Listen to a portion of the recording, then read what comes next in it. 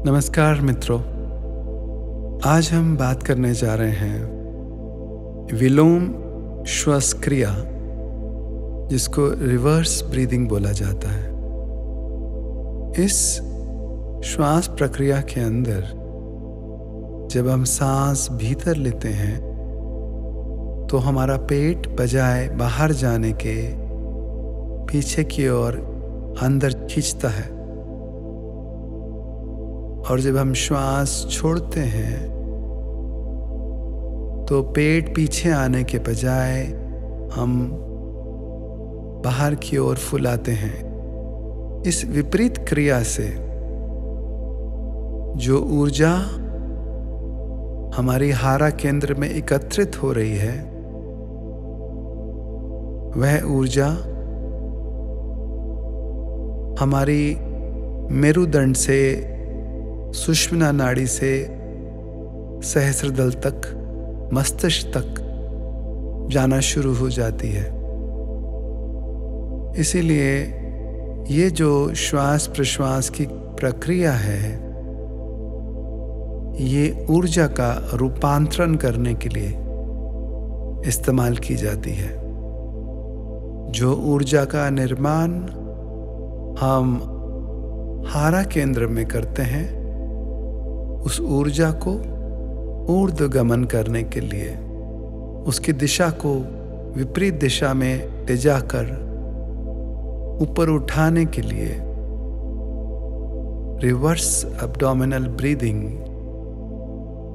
यानी विलोम श्वास प्रक्रिया का इस्तेमाल किया जाता है। इस प्रक्रिया का जिक्र ताओइस्ट ब्रीदिंग के अंदर आता है। ताओइस्ट यानी जो चाइनीज सिस्टम्स हैं जिसमें की गोंग, ताई ची का इस्तेमाल होता है, उसमें रिवर्स एब्डोमिनल ब्रीदिंग का भी मेंशन आता है। योग शास्त्र में रिवर्स एब्डोमिनल ब्रीदिंग की बात नहीं की गई, इसलिए यह ब्रीदिंग हठ योग प्रतिपिका आदि के अंदर हमें नहीं मिलती है। इस श्वास प्रश्वास की प्रक्रिया का अभ्यास आप अकेले कर सकते हैं, या इसको हम समवृत्ति प्राणायाम, जिसको हम बॉक्स ब्रीदिंग बोलते हैं, उसके बाद भी कर सकते हैं। हमने एक ट्रैक क्रिएट किया है जिसमें हमने समवृत्ति प्राणायाम का जो विकसित प्रकार है, जिसको हमने हारा ब्रीदिंग बोला है, उसके साथ इसको किया जा सकता है। इसके लिए पहले 15 से 20 मिनट आप हारा विधि का प्रयोग करें या समवृत्ति प्राणायाम का प्रयोग करें।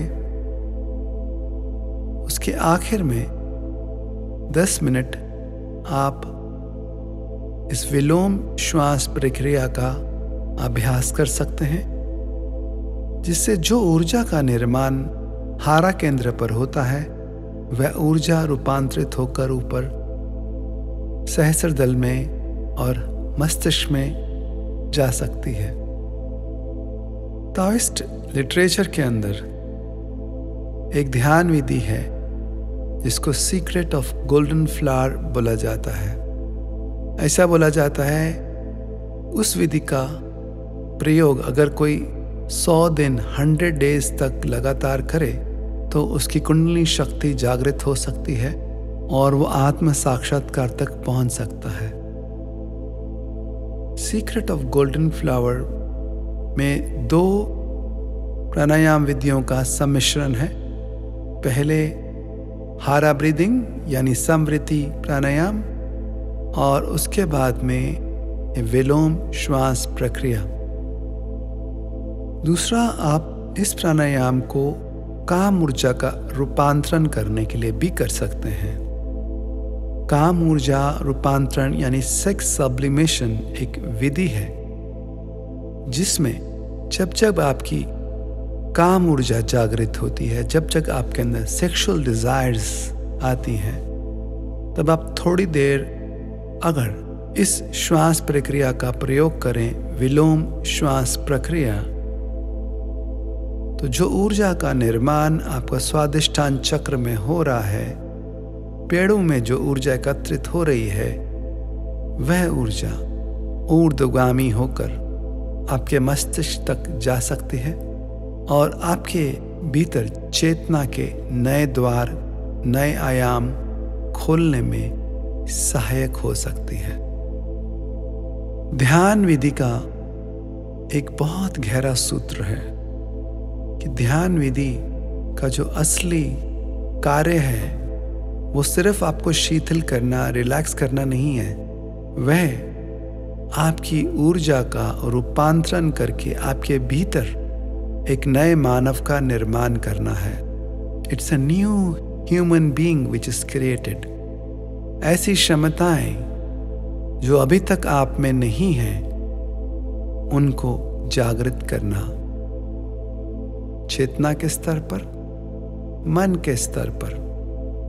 जो योगी अपनी ऊर्जाओं को रूपांतरित कर पाते हैं, उनकी कुंडली जागृत होती है, वह विश्व चेतना के साथ अपनी चेतना को मिला पाते हैं और साथ ही साथ उनको बहुत अति इंद्रिय अनुभव, जिसको हम क्लेयरवॉयंस, क्लियर ऑडियंस, साइकोपैथी, इंट्यूशन इत्यादि बोलते हैं, ऐसी अति इंद्रिय शक्तियां प्राप्त होती हैं।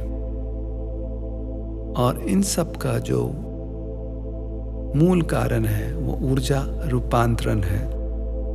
तो अगर आप इस विधि को करते हैं तो आपकी शक्तियां रूपांतरित होती हैं, कुंडली शक्ति जागृत हो सकती है, आप में अति इंद्रिय क्षमताएं जागृत हो सकती हैं, जिसका अर्थ है कि आपके अंदर दूर श्रवण, पूर्वभास, दूसरों के मन की बात जानना, भविष्य या अतीत के रहस्यों को समझना, ये चीजें अनायास संभव होने लगेंगी। आपके मन में दूरदृष्टि यानी भविष्य को और अलौकिक चीजों को देखने की क्षमता प्रकट हो सकती है।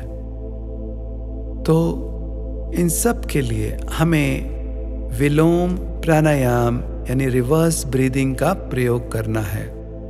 इस प्रयोग में जब आप सांस भीतर लेते हैं, भरते हैं, तो पेट आगे जाने के बजाय पीछे की ओर आएगा।